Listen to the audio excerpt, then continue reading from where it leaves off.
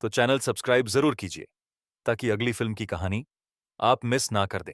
Kesari chapter 2, Jallianwala Bagh की अनकही कहानी। 1919 का भारत ब्रिटिश साम्राज्य की लोहे की मुट्ठी में जकड़ा हुआ था।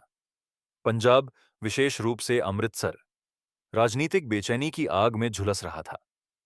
रॉलेट एक्ट जैसे दमनकारी कानूनों ने आजादी की उम्मीदों को कुचल दिया था और लोगों के दिलों में आक्रोश की एक दबी हुई आग सुलग रही थी। बैसाखी का दिन आया, 13 अप्रैल। एक ऐसा दिन जो आमतौर पर खुशियों और नए आरंभ का प्रतीक होता है, लेकिन इस वर्ष इसने एक भयानक मोड़ ले लिया। हजारों निर्दोष स्त्री, पुरुष और बच्चे आजादी के सपने अपनी आंखों में लिए जलियांवाला बाग में शांतिपूर्ण विरोध के लिए एकत्र हुए थे, अनजान कि उनकी नियति में क्या लिखा है। बाग के चारों ओर ऊंची दीवारें थीं, निकलने के संकरे रास्ते थे, एक ऐसा जाल जो उनके लिए मौत का कुआं बनने वाला था। फिर आया जनरल रेजिनाल्ड डायर, एक ऐसा ब्रिटिश अधिकारी जिसके दिल में भारतीयों के लिए रत्ती भर भी सम्मान नहीं था, सिर्फ गहरी नफरत और नस्लीय श्रेष्ठता का भाव भरा था। उसने अपने सैनिकों को उस बाग को घेर लेने का आदेश दिया, जैसे किसी जानवर को पिंजरे में कैद किया जाता है। और फिर बिना किसी चेतावनी के उसने उन निहत्थे और मासूम लोगों पर गोलियां चलाने का हुक्म दे दिया। गोलियों की बौछार से बाग की शांत हवा चीखों और कराहों से गूंज उठी। संकरी दीवारों से टकराकर गोलियां और भी घातक हो गईं। लोग जान बचाने के लिए इधर उधर भागे, लेकिन कोई रास्ता नहीं था। माएं अपने बच्चों को सीने से चिपटाए रहीं, लेकिन मौत के क्रूर हाथों से उन्हें बचा नहीं सकीं।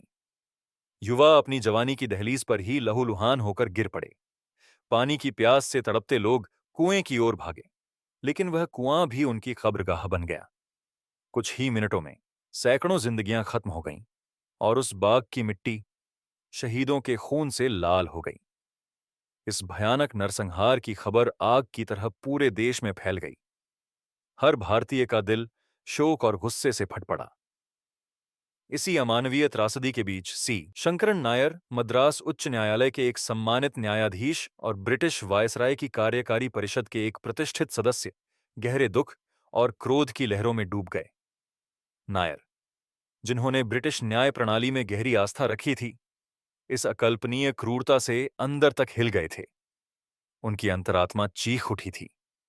जब वायसराय लॉर्ड चेम्सफोर्ड ने उन्हें इस नरसंहार की जांच करने का कठिन काम सौंपा, तो उनके मन में एक धुंधली उम्मीद थी कि शायद सच्चाई सामने आएगी और दोषियों को सजा मिलेगी। लेकिन जैसे जैसे नायर अपनी जांच में आगे बढ़े, पीड़ितों के परिवारों की आंखों में झांकता हुआ अथाह दुख और चश्मदीदों की डरावनी यादें उनके दिल पर गहरे घाव करती गईं। उन्हें ब्रिटिश सरकार की मंशा पर गहरा संदेह होने लगा।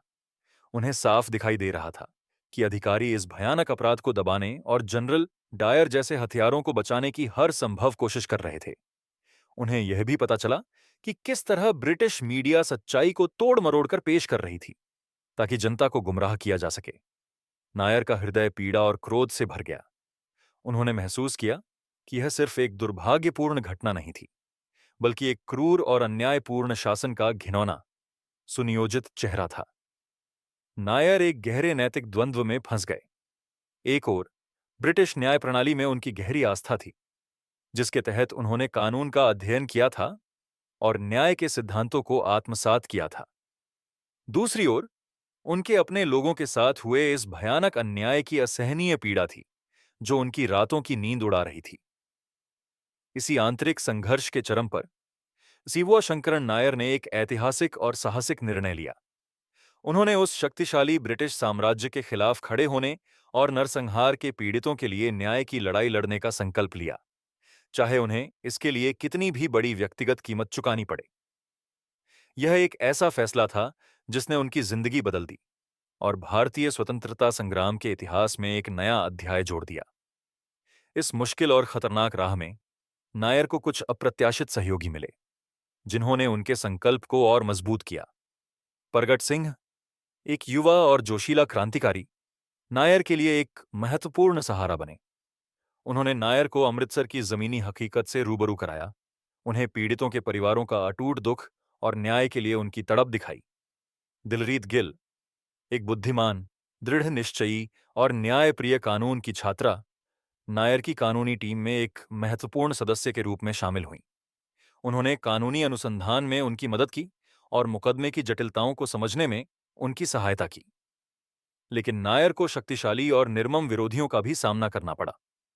ब्रिटिश सरकार ने नेविल मैकिनले नामक एक चतुर, अनुभवी और उतना ही धूर्त एंग्लो इंडियन वकील को नियुक्त किया, जिसका एकमात्र उद्देश्य ब्रिटिश साम्राज्य की हर कीमत पर रक्षा करना और नायर के आरोपों को झूठा साबित करना था। मैकिनले एक कुटिल व्यक्ति था, जो अपने व्यक्तिगत स्वार्थों और ब्रिटिश साम्राज्य के प्रति अपनी अंधभक्ति से प्रेरित था। उसने नायर की प्रतिष्ठा को धूमिल करने और अदालत को प्रभावित करने के लिए हर संभव कानूनी और गैर कानूनी तरीका अपनाया। अदालत का कमरा एक भयंकर वैचारिक युद्ध का मैदान बन गया। नायर अपनी समर्पित टीम के साथ सावधानीपूर्वक सबूत पेश करते रहे, पीड़ितों की हृदय विदारक गवाहियों को सुनाते रहे और ब्रिटिश सरकार के अन्यायपूर्ण और क्रूर शासन को उजागर करते रहे। नायर के कानूनी तर्क न केवल तथ्यात्मक रूप से मजबूत थे, बल्कि उनमें मानवीय करुणा और देशभक्ति की गहरी भावना भी थी, जो हर सुनने वाले के दिल को छू जाती थी।